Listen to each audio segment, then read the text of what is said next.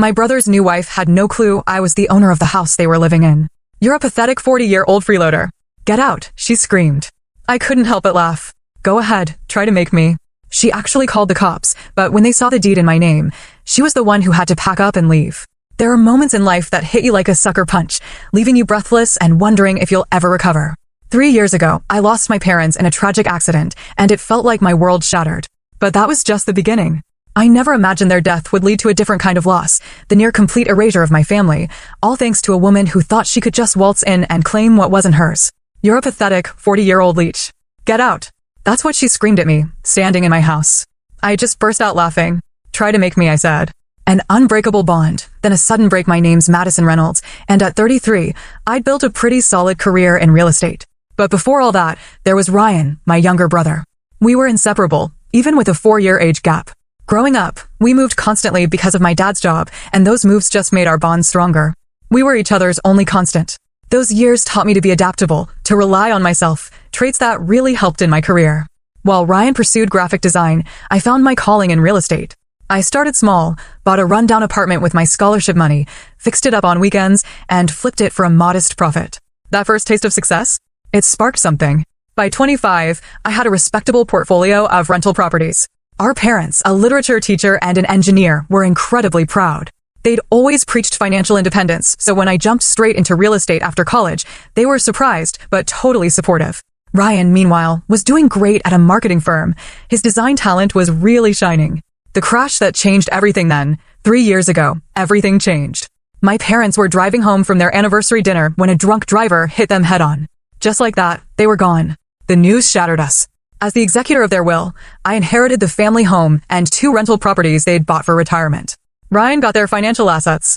It made sense. I had the experience to manage properties, and he had zero interest in being a landlord. But what none of us saw coming was how deeply Ryan's depression would hit him. Within 6 months, his work suffered. He missed deadlines, skipped meetings, and eventually lost his job. His girlfriend of 3 years couldn't handle his grief and unpredictable behavior and left him.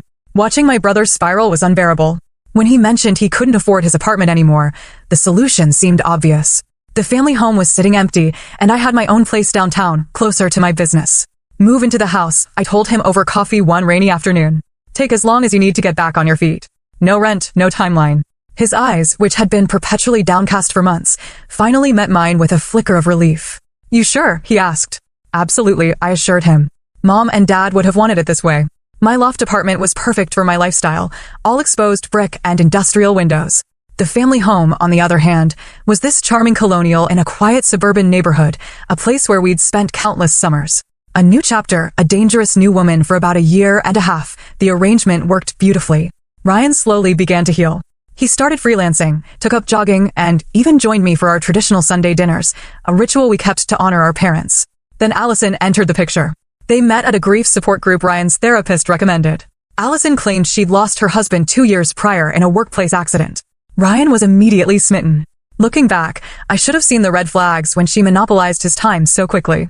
But I was just so happy to see my brother smiling again. Their relationship moved at warp speed.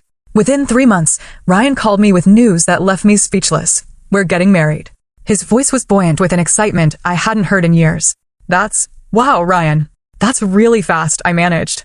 "When you know," he said, with all the certainty of the newly in love. The wedding was small, just a courthouse ceremony with a handful of guests. I tried to be supportive despite my reservations about the rush. Allison was petite, perpetually well-dressed, in a way that seemed calculated. At the reception, I noticed how she kept steering Ryan away whenever I tried to talk to him. "She's just nervous about making a good impression," Ryan explained later. But there were other things that night that gave me pause. The way she corrected his table manners, how she dismissed his honeymoon idea with a cutting remark, the cold assessment in her eyes when she looked at my simple, elegant pantsuit and asked if I ever dressed like a woman. Still, I bit my tongue. Ryan had been through hell, and if Allison made him happy, I'd make the effort.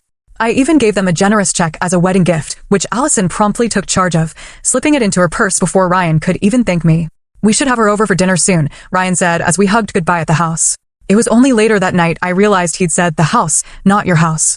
A subtle shift that would prove incredibly significant. The house becomes a battleground 2 weeks after the wedding.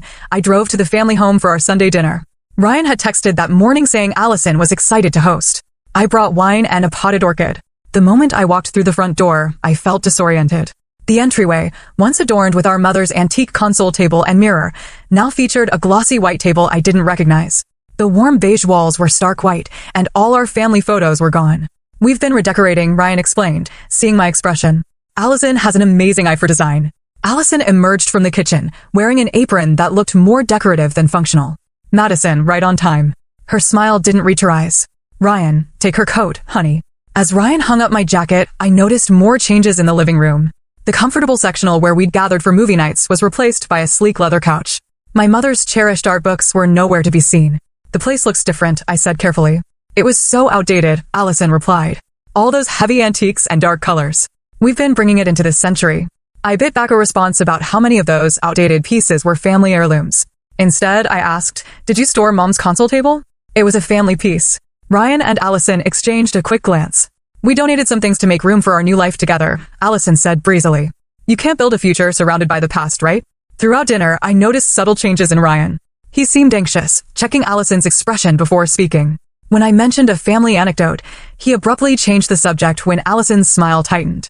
"So, Madison," Allison said as she served dessert, "don't you find it lonely living all by yourself in that apartment?"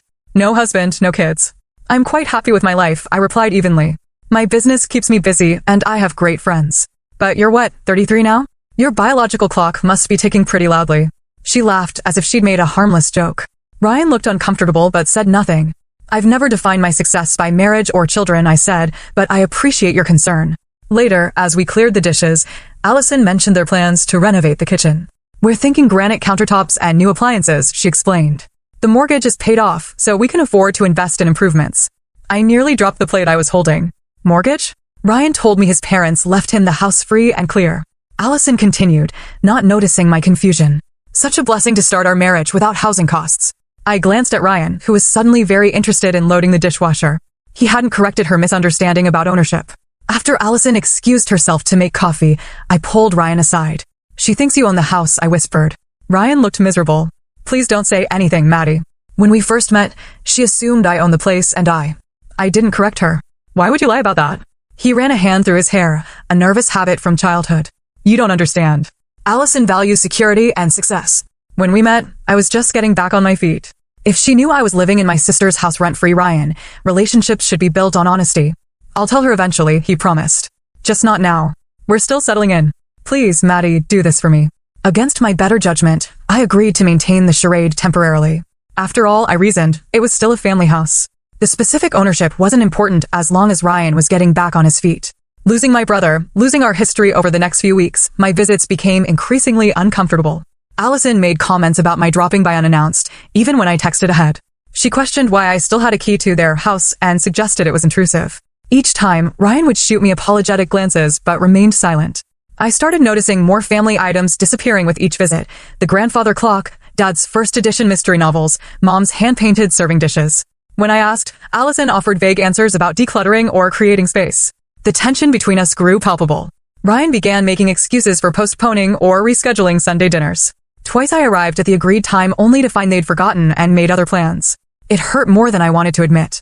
Not just the dismissal of family traditions, but watching my brother transform into someone I barely recognized, someone who seemed afraid to disagree with his new wife, someone who averted his eyes when family history was mentioned. I was losing him, and I didn't know how to stop it. The breaking point: a thief in my home 3 months into Ryan and Allison's marriage. The situation deteriorated dramatically. My once weekly visits had dwindled to occasional tense encounters where I felt more like an unwelcome intruder than family. One Tuesday afternoon, I stopped by unannounced, something I'd never done before, because I needed to retrieve some tax documents I'd stored in the home office. I'd texted Ryan earlier, but he hadn't responded. Using my key, I let myself in, calling out as I entered, "Hello? Ryan? Allison? It's Madison." The house was silent. I made my way to the office, noticing more changes along the way. The hallway, where family photos had once created a timeline of our lives, was now decorated with generic artwork. The door to my parents' bedroom, which I had always assumed Ryan was using, was closed with a small decorative sign: Master Suite, Private. In the office, I went straight to the filing cabinet where I'd stored important documents. As I searched, I noticed several files missing, including the folder containing the house deed and property records. Frowning, I expanded my search. The cabinet had been reorganized, many family files completely gone. Just as I was about to give up, I spotted my father's antique roll-top desk in the corner, a beloved piece he'd inherited from his own father. The beautiful cherrywood surface was now covered with a cloth and used as a stand for a large TV. My heart sank at the disrespect to this family heirloom. On impulse, I rolled up the top to check the small hidden compartment where Dad always kept important items. It was empty. As I turned to leave, something caught my eye on Allison's laptop screen, which she'd left open on the desk. It was an online marketplace listing showing my mother's vintage Tiffany lamp, a wedding gift from my grandmother, with a caption, "Authentic Tiffany-style lamp, perfect condition, $800. I felt physically ill. They were selling family heirlooms. I took out my phone and snapped a picture of the screen, then quickly browsed through other listings under the same account name. There were dozens of items I recognized, the missing first edition books, Mom's collection of silver serving pieces, even the small oil paintings that had hung in the dining room for decades. Just then, I heard the front door open and Allison's voice calling out to Ryan. I quickly closed the laptop and headed downstairs, my mind racing with what to say. Allison's smile froze when she saw me. "Madison, what a surprise." I texted Ryan about some tax documents, I explained, holding up the folder I'd managed to find. "Really?" He didn't mention it. Her tone suggested she didn't believe me. "How did you get in?" "I used my key," I said, noticing Ryan's discomfort as he stood behind his wife. "Your key," she repeated flatly. "Ryan, I thought we discussed this." Ryan shuffled his feet. "I meant to talk to you about that, Maddie. We value our privacy as a married couple," Allison cut in. "It's inappropriate for you to have unrestricted access to our home." "I understand privacy," I said carefully. "But this has been our family home for 15 years. I've always had a key." "Things change when people get married," Allison said with a tight smile. "I'm sure you understand. Or what if you ever settled down?" I ignored the jab and turned to Ryan.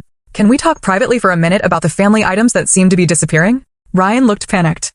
"What items?" "The Tiffany lamp, Dad's books, Mom's silver," I listed, watching his face fall. "I saw the online listings, Ryan." Allison stepped between us. "Those things were just gathering dust. We're creating our own home now. Those things," I said, struggling to keep my voice even, "are family heirlooms with both monetary and sentimental value." "Ryan inherited the contents of the house," Allison stated firmly. "He can do whatever he wants with them." I stared at my brother. "Is that what you told her? That you inherited everything?" Ryan couldn't meet my eyes. "Allison, maybe we should discuss this later." "There's nothing to discuss," she snapped. "Your sister needs to respect our boundaries and our property." The irony of her claiming ownership of a house that legally belonged to me was almost too much to bear. But the hurt in Ryan's eyes stopped me from revealing the truth. "Ryan," I said quietly, "some of those items mean a lot to me. They're pieces of our parents, our history." For a moment, I thought I saw a flicker of the brother I knew. Then Allison placed a hand on his arm, and his expression shuddered. "We need to make our own history now, Maddie," he said weakly. "Maybe you could just take what's important to you." "That would be helpful," I agreed, relieved at this small concession. "There's not much, just Mom's jewelry box, the family photo albums, and maybe a few of the books."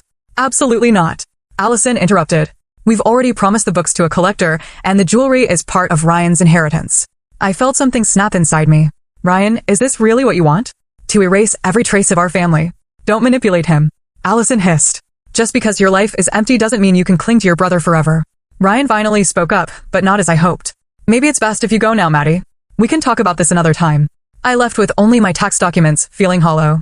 2 days later, when I tried to visit again, my key no longer worked in the lock. Ryan texted an apology, saying Allison thought it best to change the locks for security reasons. He promised to set aside the items I'd requested. But when I arrived at our agreed meeting time that weekend, no one answered the door or my calls. This pattern repeated several times. Ryan would arrange to meet, then cancel at the last minute. The final showdown finally, a month later, I received a text from an unknown number with photos of a storage unit containing a few family items, not the ones I'd specifically requested, but random boxes of lesser value. The message read, "Ryan asked me to let you know you can pick these up. Unit 35B at Secure Store on Maple Street. Code is 5528. No jewelry box, no photo albums, no books. Just old clothes and kitchen items our mother had stored in the attic." When I called Ryan to ask what was happening, Allison answered his phone. "Ryan's busy," she said curtly. "We've been more than generous with what we've given you. It's time you stopped harassing us." "Harassing?" I echoed in disbelief. "I'm trying to preserve family memories." "Family memories?" She scoffed. "You mean your parents' old junk? Ryan is moving forward with his life. You should try it sometime." Before I could respond, she hung up. My subsequent calls went straight to voicemail. Ryan eventually texted that he was taking a break from the drama and would reach out when things calmed down. I felt like I was losing not just the physical connections to my parents, but my brother as well. For weeks, I debated what to do.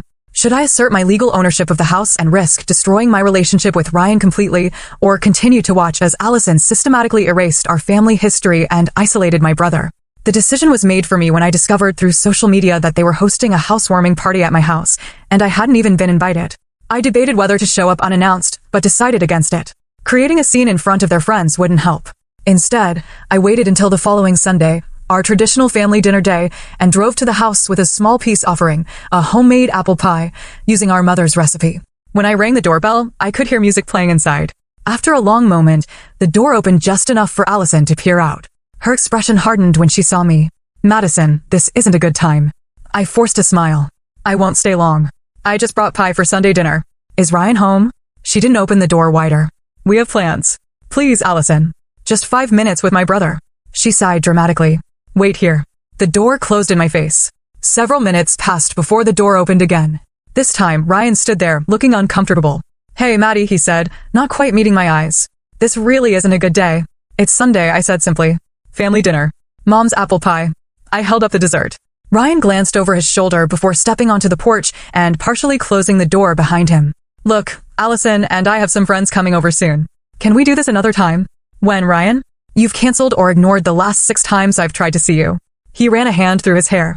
"Things have been busy with the house renovations." "So I've heard." The housewarming looked nice from the photos. His face flushed. "Maddie, The door yanked open behind him. Allison stood there, arms crossed. "This is exactly the kind of intrusion I'm talking about, Ryan," she said sharply. "Unannounced visits, guilt trips about family traditions." "I texted yesterday," I pointed out calmly. "And Ryan told you we were busy," she snapped. "Yet here you are anyway, forcing your way into our lives." "I'm not forcing anything. I'm trying to maintain a relationship with my only brother." Allison rolled her eyes. "Always the victim. Ryan has a new family now. Me. He doesn't need you hovering around like some sad, lonely spinster." Ryan winced. "Allison, please." "No, Ryan. It's time someone said it." She turned back to me, her voice rising. "You're a pathetic, 40-year-old leech. Get out and stay out of our house." Something inside me snapped. After months of watching her dismantle my family memories, isolate my brother, and now stand in the doorway of my house telling me to leave, I burst out laughing. The sound clearly startled both of them. Allison's face reddened with anger. "You think this is funny? I'll call the police." "Have you removed for trespassing?" I wiped tears of laughter from my eyes. "Oh, please do. Try to make me leave. Call the police." I'd love to see their faces. Ryan looked panicked. "Madison, please. Let's not escalate this." "No, Ryan," I said, suddenly calm. "I've respected your wishes for months. I've watched as family heirlooms disappeared.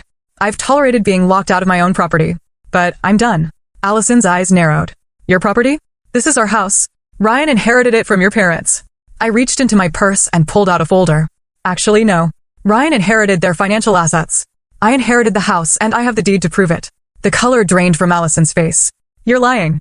"The deed is registered in my name," I continued, opening the folder to show them.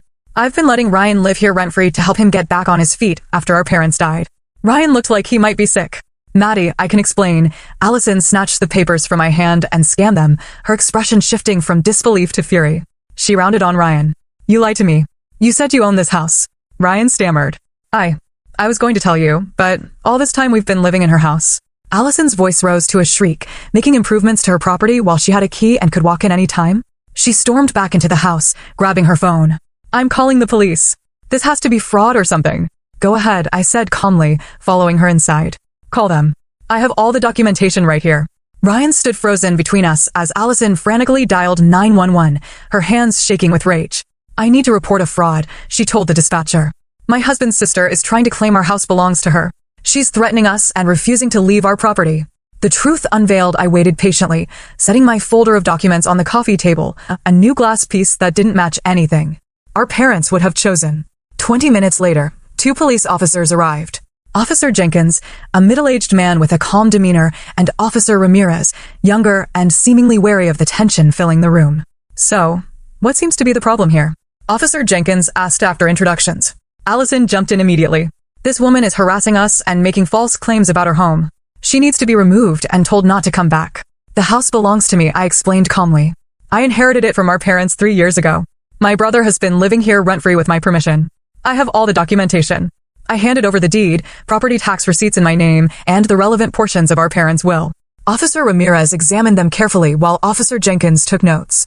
"These appear to be in order," Officer Ramirez said finally. "The property is legally registered to Madison Reynolds." Allison's face contorted with disbelief. "That's impossible. Ryan told me he owned this house." All eyes turned to my brother, who seemed to shrink under the collective gaze. Ryan?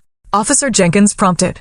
Did you misrepresent ownership of this property to your wife? Ryan's voice was barely audible. I didn't correct her assumption. So, you've been living here with your sister's permission? Officer Jenkins clarified. Ryan nodded miserably. Allison exploded. You pathetic loser. You let me believe we had assets, security. I've been planning renovations, telling everyone this was our family home. Ma'am, please lower your voice, Officer Ramirez said firmly. I will not lower my voice. I've been lied to. Deceived. Allison grabbed a decorative vase from the side table and hurled it against the wall where it shattered. Ma'am. Officer Jenkins stepped forward. Control yourself or we'll have to take action. Take action against me. I'm the victim here. She turned to Ryan, jabbing a finger into his chest. You spineless worm, living off your sister's charity while pretending to be a successful property owner. Ryan backed away, looking broken. Allison, please, I can explain everything. Explain? Explain? She grabbed another object, a framed photo of their wedding, and threw it to the floor, glass shattering across the hardwood.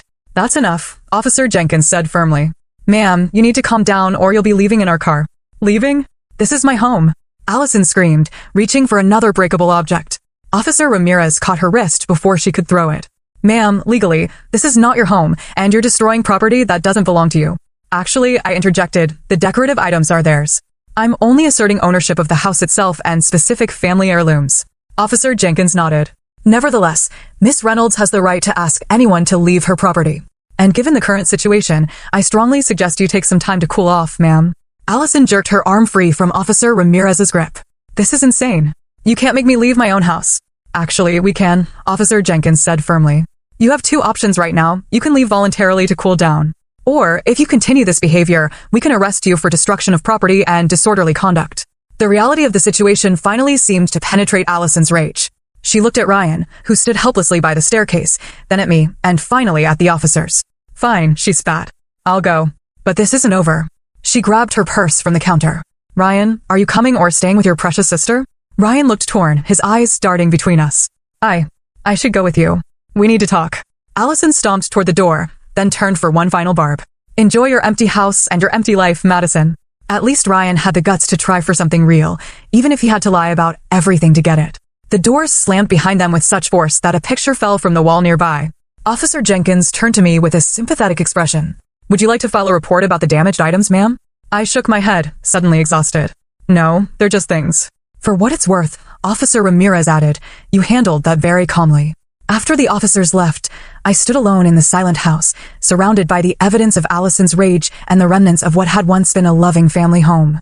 I sat on the unfamiliar leather couch and finally allowed myself to cry. Reclaiming a home, rebuilding a family after the police left, I spent hours sitting in the empty house, alternating between tears and moments of numb disbelief. How did we reach this point? The home that once represented warmth and family connection now felt like a battleground. I walked through each room, cataloging changes and absences. The kitchen, where Mom had taught us both to bake, was now sterile and impersonal with its gleaming new appliances. Dad's study, once filled with books and the subtle scent of his pipe tobacco, was now a generic home office. It was as if Allison had been systematically erasing all evidence that the Reynolds family had ever existed. Around midnight, my phone buzzed with a text from Ryan, staying at hotel tonight. Need time to think. I'm sorry. Sorry? What was there to say? Sorry you lied to your wife and she found out? Sorry you allowed family treasures to be sold off? The hurt ran too deep for text message exchanges. Instead, I went upstairs to my old bedroom. Allison had converted it into a home gym, a treadmill positioned where my bed had once stood. The pale blue walls I'd chosen as a teenager were now stark white. I unrolled a yoga mat from the corner and lay down, too emotionally drained to drive back to my apartment.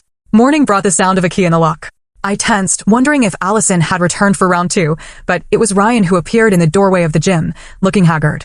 You slept here, he asked, noticing my makeshift bed. Seemed easier than driving home, I replied, sitting up. Where's Allison? Still at the hotel. He leaned against the doorframe, not quite entering the room. She refused to let me sleep in the bed. Said I betrayed her. Didn't you? Ryan winced. Yes. No. I don't know. He slid down the wall until he was sitting on the floor. I never meant for any of this to happen, Maddie. What did you think would happen? That I'd never mention owning the house? That she'd never find out. He trailed off, then tried again. When I met Allison, I was at rock bottom. No job, no girlfriend, living off my sister's charity. She seemed so strong, so put together. When she assumed I owned the house, it felt good to be seen as successful for once. So, you lied to impress her. I didn't correct her assumption, he corrected weakly. And then it snowballed. One small omission turned into this whole false life. I stood up, needing to move. And what about the family heirlooms? Was selling those part of maintaining your successful image? Shame washed over his face. That was Allison's idea. She said we needed to make the house ours by clearing out the old energy. I tried to save some things, hide them in the attic, but she's very persistent. Persistent, I repeated. Is that what we're calling it? She's not always like what you saw yesterday, Ryan said defensively. She can be loving, supportive. She helped me when I couldn't even get out of bed after Mom and Dad died. I paused by the window, looking out at the maple tree Dad had planted when we first moved in. Did she? Or did she find someone vulnerable and isolate him from his support system? Ryan was silent for a long moment. What are you saying? I'm saying that in the 6 months you've been married, you've stopped seeing friends, missed the memorial gathering for Mom and Dad's anniversary, changed the locks on family members, and let irreplaceable family treasures be sold off. Does that sound healthy to you? It's not that simple, he protested. Allison has trust issues from her past. Her ex-husband, the one who died in a workplace accident? I interrupted. Ryan frowned. Yes. Why? Have you ever verified any of her stories? Met anyone from her past? His expression told me he hadn't. Ryan, I said gently, sitting beside him. When was the last time you felt truly happy and at peace with Allison? Not anxious about saying the wrong thing or walking on eggshells. He stared at his hands. I don't know.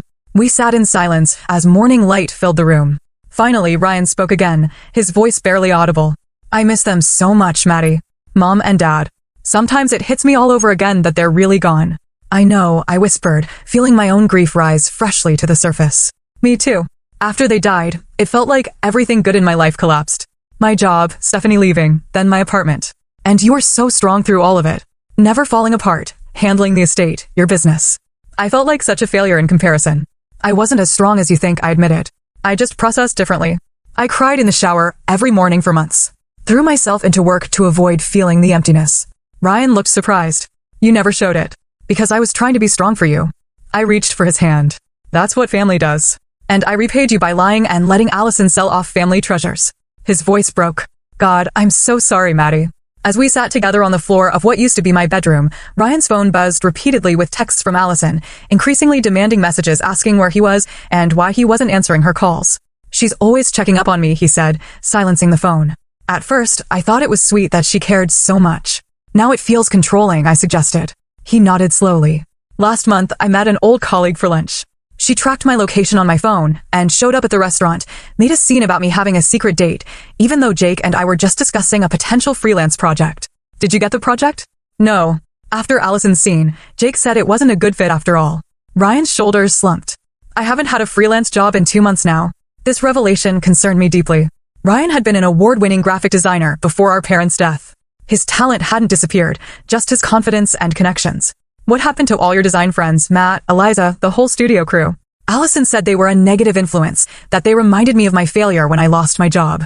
He looked up suddenly. She deleted their contacts from my phone while I was sleeping. The more Ryan shared, the clearer the pattern became.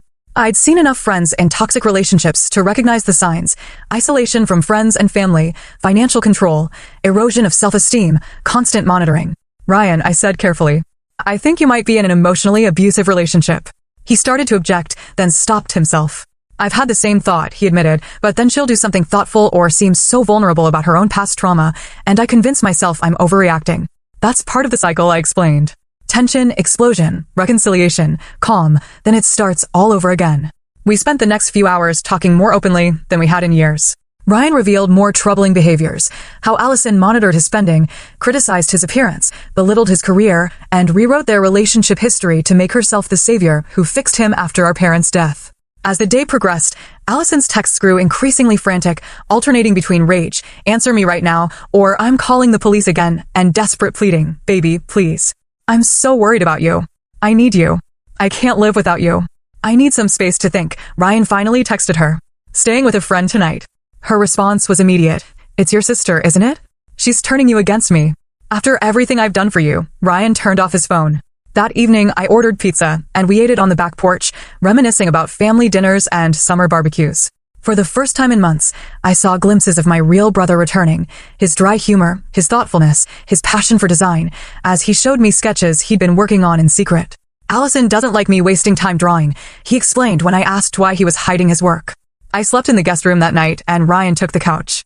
Neither of us wanted to use the master bedroom that Allison had claimed.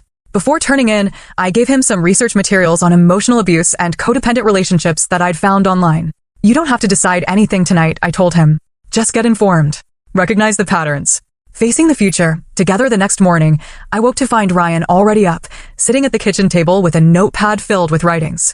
I made a list, he said without preamble, of behaviors that scared or hurt me, things I've given up since meeting Allison, lies I've told to keep the peace. He pushed the pages toward me. It's 7 pages long, Maddie. I didn't need to read it.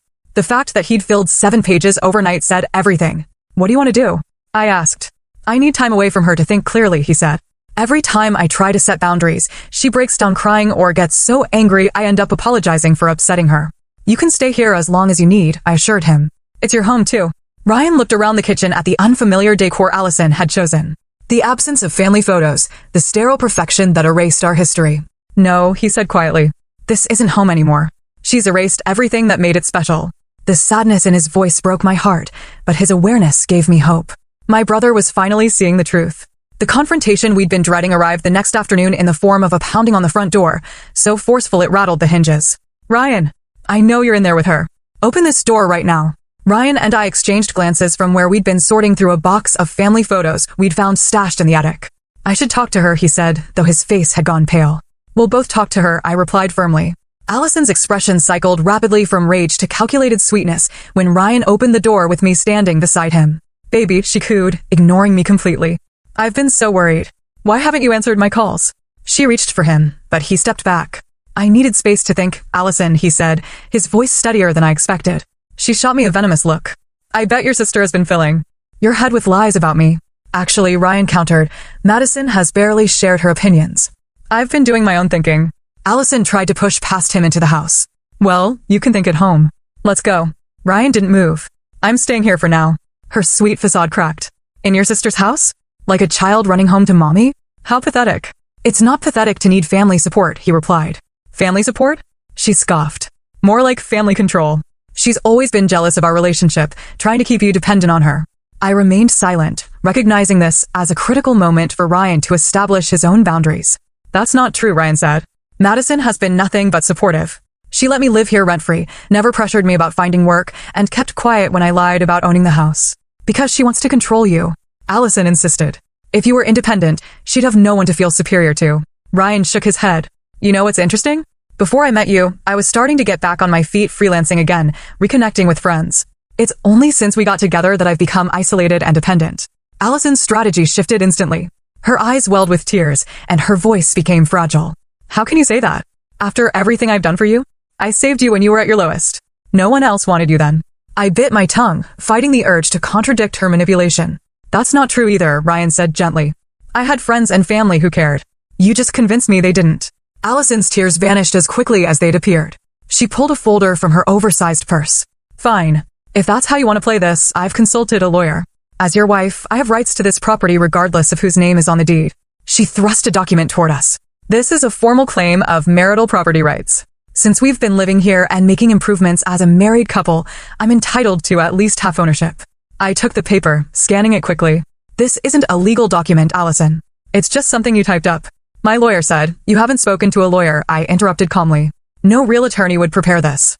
It's full of misapplied legal terms and has no proper formatting or case citations. Her face reddened. You don't know everything, Madison. Just because you think you're so smart with your real estate business. Actually, I do know about property law. It's part of my job, and I've already consulted my attorney about this situation. This wasn't entirely true. I'd made an appointment, but hadn't met with Catherine yet. But the bluff worked. Allison faltered momentarily. Ryan, she tried again, her voice softening. Please, baby, come home. We can work this out. I love you. Ryan looked torn, and for a moment, I feared he might relent. Then he straightened his shoulders. I need time, Allison. I'm not saying our marriage is over, but I need space to think clearly, and I need you to respect that. Respect? She spat, like you respected me by lying about owning this house, making me look like a fool? You're right, Ryan acknowledged. I was wrong to lie. That's on me. But your reaction throwing things, screaming at me in front of the police? That's not healthy either. So, this is all my fault? Her voice rose dangerously. No one's saying that, I interjected. But right now, you both need space to cool down and think.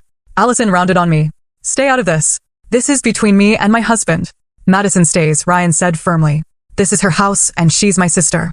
Something in his tone must have finally penetrated. Allison stepped back, reassessing the situation. Her gaze turned calculating. Fine, take your time, but remember, I've made sacrifices for you, too, Ryan. I've put my whole life on hold for our relationship. She turned toward her car, then paused to deliver a parting shot. By the way, I invited my parents to stay with us next month. They've already bought non-refundable tickets. After she drove away, Ryan let out a long breath. Her parents aren't coming. She doesn't even speak to them. She's told me 3 different stories about why they're estranged. The manipulation never stops, does it? I observed. No, Ryan said sadly. It doesn't. New beginnings, healing and reclaiming. The next day, I met with my attorney, Catherine Mendez, a sharp-minded lawyer who had handled my real estate contracts for years. After explaining the situation, she outlined our options. Since you're the legal owner, you have every right to determine who lives in the property, she explained. The fact that you allowed your brother to stay there rent-free doesn't give his wife any claim to ownership, especially in such a short-term marriage. What about the improvements they've made? I asked. Unless they can document substantial, permanent improvements that significantly increase the property value, it's a non-issue. Painting walls and buying furniture doesn't constitute a legal claim. She prepared a formal letter clarifying the ownership situation and gently but firmly requesting that Allison remove her personal belongings from the property within 2 weeks. I'll also prepare a formal eviction notice as a backup, Catherine advised. Hopefully it won't be necessary, but it's good to have it ready. Meanwhile, Ryan had been doing his own research. He contacted 3 old friends from his design agency days, hesitantly reaching out after months of silence. Their responses were immediate and supportive, confirming what I'd told him. His support network had never abandoned him. Matt invited me to lunch tomorrow, he told me, sounding both nervous and excited. Said their firm is swamped with projects and could use freelance help. That's great, Ryan, I said sincerely. You're incredibly talented. They'd be lucky to have you. His smile faded. What if Allison shows up again, makes a scene? Then Matt will see exactly why you've been out of touch, I pointed out. Real friends understand when someone's in a difficult situation. 2 days later, Ryan returned from his lunch meeting with actual work assignments and a provisional offer to rejoin the agency part-time while he got back on his feet. It felt so normal, he marveled, like the past 2 years of fog were lifting. That evening, we hosted an impromptu dinner with 4 of Ryan's closest friends. The house felt alive again with conversation and laughter. As I watched my brother engaging passionately in discussions about design trends and industry gossip, I saw sparks of his old self returning. After his friends left, Ryan made a decision. I'm going to ask Allison for a separation, he said. I need time to figure out who I am without her influence. The next morning, we worked together to draft a compassionate but firm email, as Catherine had advised against an in-person conversation given Allison's volatility. Ryan explained his need for space, offered to arrange for her to collect her belongings, and suggested they both seek individual counseling before making permanent decisions about their marriage. Allison's response came within minutes. A single line, "You'll regret this." Catherine helped us file a temporary restraining order after that ominous message, citing the previous property destruction and threatening behavior. The court granted a limited order prohibiting Allison from entering the property without advance arrangement. 3 days later, we discovered why. A neighbor called to tell us they'd seen someone matching Allison's description trying to enter through the back door. We rushed over to find a broken window and several rooms in disarray. Most disturbing was the master bedroom, where Allison had spray-painted "Liar" across the wall and slashed the mattress. The few remaining family photos had been defaced, with my face scratched out in each one. We need to call the police, I said, pulling out my phone. Ryan looked devastated. I never thought she'd go this far. The security cameras I'd installed after the initial confrontation had captured everything. Officer Ramirez returned with a new partner to take our statement and review the footage. This is a clear violation of the restraining order, Officer Ramirez confirmed. We'll put out an APB for her vehicle. They found Allison at a bar 3 miles away, still with spray paint residue on her hands. She was arrested for breaking and entering, vandalism, and violation of a court order. While Ryan struggled with guilt over her arrest, a more complete picture of Allison emerged during the legal proceedings. The widow's story was entirely fabricated. She had 2 previous marriages, both ending in restraining orders against her. Her supposed deceased husband was very much alive and living in Arizona with a restraining order of his own. I should have seen the signs, Ryan berated himself after learning these details. Manipulators are experts at what they do, I reminded him, and you were vulnerable after losing mom and dad. As Allison faced legal consequences, Ryan began the process of filing for divorce. Supported by friends and a good therapist, the facade she had constructed crumbled completely when police discovered many of our family heirlooms in a storage unit rented in her name, items she had claimed were donated or sold, but had actually been hoarding for herself. The recovery of these treasures, Dad's books, Mom's jewelry box, the photo albums, brought a measure of healing to both of us. Each reclaimed item felt like reclaiming a piece of our family history. The road ahead would be long, with legal proceedings and emotional recovery still to navigate.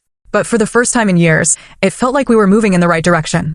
A house reclaimed, a family restored. 6 months passed, bringing changes neither Ryan nor I could have anticipated. The family home, once a battleground of tension and deception, gradually transformed back into a place of comfort and healing. After the chaos of Allison's arrest and the subsequent legal proceedings, Ryan and I made a decision to temporarily live in the house together. What began as a practical arrangement, Ryan needed a safe place to stay, and I wanted to restore the home, evolved into a meaningful period of reconnection. We repainted each room together, choosing colors that honored our parents' tastes while bringing in fresh energy. The formal living room, which Mom had always kept in various shades of blue, we painted a serene seafoam that caught the morning light beautifully. Dad's study returned to the warm cedar tone he had loved, though we modernized it with crisp white trim. Remember how Dad used to measure our heights on this doorframe? Ryan asked one afternoon as we sanded down woodwork in the kitchen. I ran my fingers over the faint mark still visible in the wood. Every birthday, without fail. He was so excited when you finally outgrew him. I was 16. Ryan laughed. He acted like I'd won an Olympic medal. These shared memories, once painful to recall, now brought a bittersweet comfort. We were rediscovering our history, not just through stories, but through the physical space we were reclaiming. Ryan's therapy was showing results.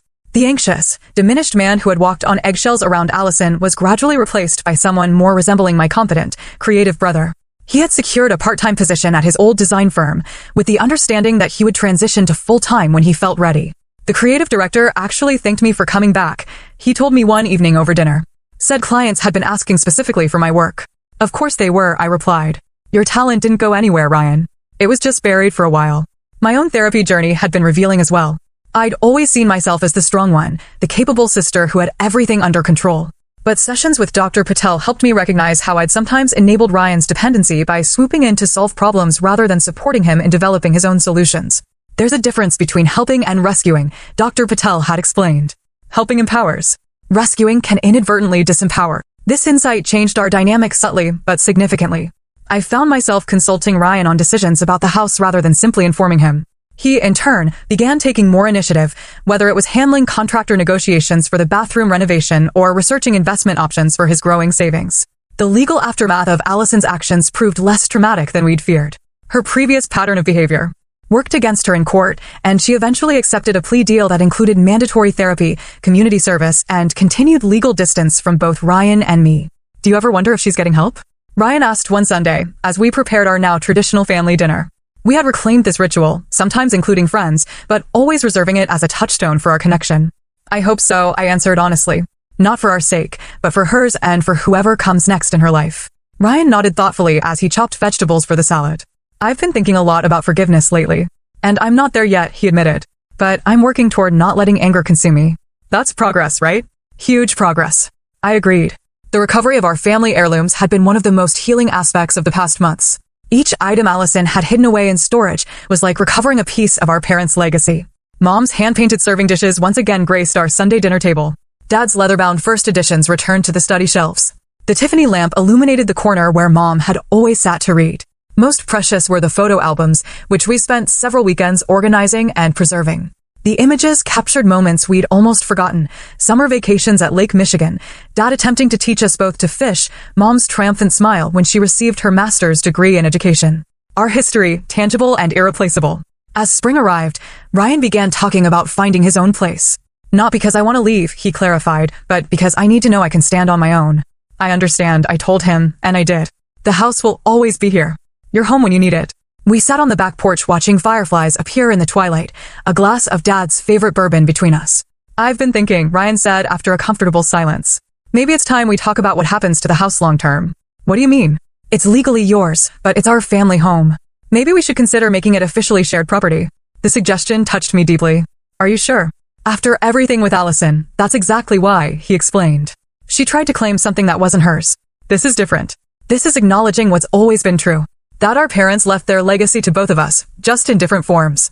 We decided to consult with Catherine about creating a family trust for the property, ensuring it would remain a touchstone for both of us, regardless of where life took us. In July, exactly a year after the confrontation with Allison, Ryan signed a lease on a small, but charming apartment near his design firm. It felt right somehow that this step toward independence came as we approached the anniversary of when he nearly lost himself completely. It's walking distance to work, he explained as he showed me around. And there's a spare room for when I start taking on private clients again. I noticed framed family photos already arranged on his bookshelf, not hidden away as they had been with Allison, but prominently displayed. Among them was a new addition, a recent picture of Ryan and me on the porch of the family home, laughing as we attempted to recreate a childhood pose from 30 years earlier. "Looks like you're ready," I said, squeezing his shoulder. "Thanks to you," he replied. "No," I corrected gently. "You did the hard work. I just provided a safe space for you to do it." As I drove home that evening, I reflected on the tumultuous journey of the past year. What had begun as a property dispute had evolved into something far more significant, a reclamation not just of physical space, but of our relationship, our family history, and our individual strengths. The lessons had been hard-won, but invaluable. I'd learned that supporting someone doesn't mean solving all their problems. Ryan had learned that love shouldn't require erasing yourself or your past. We'd both learned that honesty, even when uncomfortable, builds stronger foundations than comfortable lies ever could.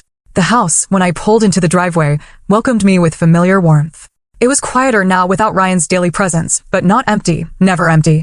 It remained filled with memories, with history, with the essence of the family that had shaped us both. I poured a small glass of bourbon and raised it toward the family portrait above the fireplace, Mom and Dad smiling broadly, Ryan and I flanking them with the awkward poses of teenagers. "We're okay," I told them softly. "We made it through." And I knew with a certainty that transcended logic that they would have been proud of both their children. Have you ever had to stand your ground when someone tried to take what was rightfully yours? Or perhaps you've watched a loved one get caught in a toxic relationship. I'd love to hear your experiences in the comments below. If this story resonated with you, please hit the like button and subscribe to hear more real-life stories about family boundaries and finding strength in difficult situations. Thank you for listening, and remember, sometimes the hardest boundaries to set are the ones that ultimately bring the most healing.